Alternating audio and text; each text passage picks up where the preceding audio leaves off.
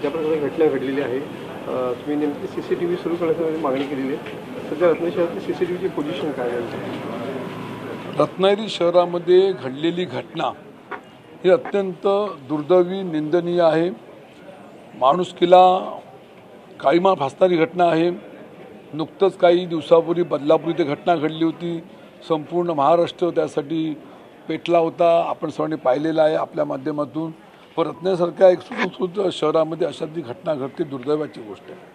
आणि म्हणून ज्यांनी हे घटनेमध्ये भाग घेतलेला आहे, जी घटना ज्यांनी केलेली आहे त्यांना ठेचून मारलं पाहिजे, ही भावना प्रत्येक माणूस त्या ठिकाणी निश्चितपणे आहे। घटना घडल्यानंतर एखादी गोष्टीचा तपास करण्यासाठी CC कॅमेऱ्याचा उपयोग होतो।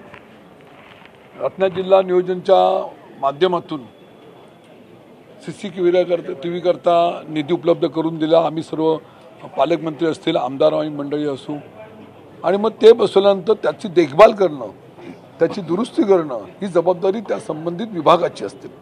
माझ्या माहितीप्रमाणे ती जबाबदारी पोलीस विभागांची आहे।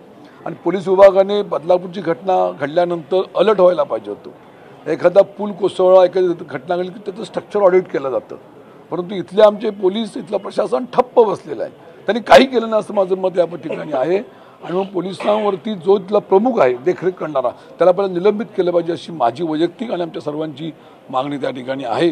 CCTV कॅमेरे चालू असते तर माझ्या माहितीमध्ये 2 तासाच्या आत हे आरोपी आपण पकडू शकलो असतो।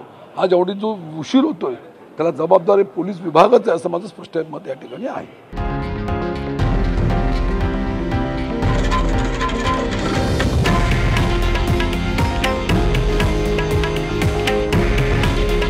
हे आहे देशातील नंबर 1 न्यूज नेटवर्क आणि आपण पाहत आहात TV9 मराठी।